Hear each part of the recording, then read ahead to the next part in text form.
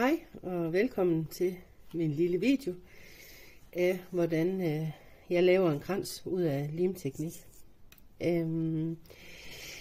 Man kan lave limteknik næsten ud af alle naturmaterialer man kan finde, så længe det bare er tørt, og det er vigtigt at det bliver tørret, for ellers så kan det nemlig begynde at mugne. Jeg finder mine materialer ude i naturen eller ude i min have. Alt hvad jeg sådan finder, jeg synes der er smukt, det bruger jeg. Inden man så ligesom går i gang med at blande lim og materiale, så kan man lige hele materialet i, og så sikre sig at man har til at fylde den op. Ja, og det har jeg så selvfølgelig gjort på forhånd, men det siger jo sig selv hvordan man gør det. Så skal formen ind i en pose, for ellers så kan det godt blive besværligt at få tingene ud igen. Og den som ligesom lige bliver pakket godt til her.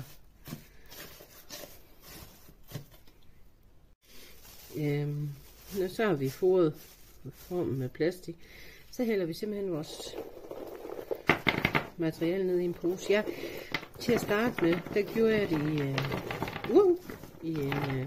i en spand. Og jeg synes simpelthen, det var for svært at blande det. Jeg har bedre erfaring med at gøre det her i en pose. Så synes jeg, man bedre kan ryste rundt. Så kommer vi så til det her meget kildende emne. Det er, hvor meget lim skal der bruges, og hvor meget vand skal der i. Jeg kan ikke give jer den eksakte opskrift. Jeg kan bare sige, at det er noget, som kommer, man ligesom får fornemmelsen af det, når man har gjort det nogle gange.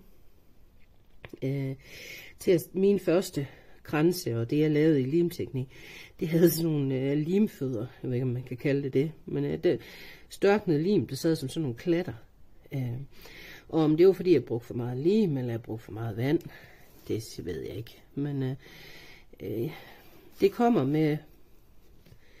med gefylen, hvis man kan sige sådan. Og det er jo også meget forskelligt, hvor meget man skal bruge, alt efter hvad det er, mængden, og det er meget forskelligt, hvor meget af det man skal bruge. Vandet, jamen jeg vil sige, jamen det ved jeg ikke. En chat, jeg ved ikke helt, hvad jeg ellers skal sige. Det må I ligesom prøve at øve jer i, som I får erfaring med.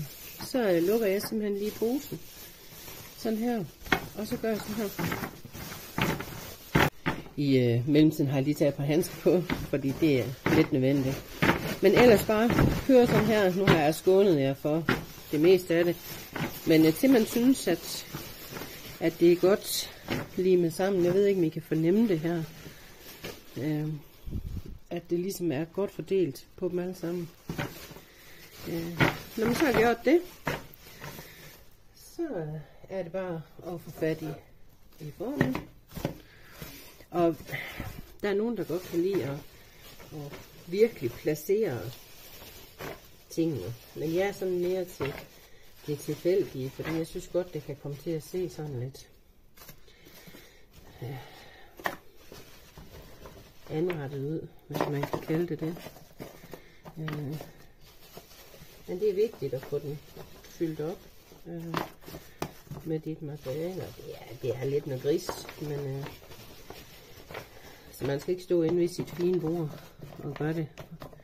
Så skal man i hvert fald finde noget at sætte det på. Så er det ellers bare at fylde godt op her. Mase det godt. Så godt man nu kan mase sådan noget. Og det skulle jo så gerne passe med den mængde jeg har målt op. Det kan aldrig blive 100% lige og lige på millimeteren. Men så nogenlunde sørg for at få den godt fyldt op. her. Når det her så er fyldt op, så skal den jo tørre. Og det med tørreprocessen, det er sådan lidt kildent, fordi at hvis man venter for længe med at vende den, ja, så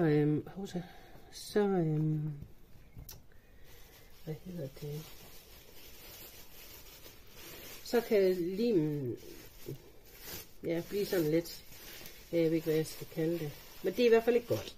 Jeg har erfaret, at hvis man venter en 10 timer, nu ryger den her ned i vores fyrerum, og så venter jeg en 10 timer, og så har det sådan nogenlunde sat sig sammen. Så vender jeg den lige så stille ud, og så skal den jo så ikke være i formen mere, og så skal den jo så tørre på den anden side, hvis I kan forestille det, så vender man den om. Og så skal den egentlig bare ligge et døgn, og så er den faktisk køreklar. Så det var sådan set det med en limkrans.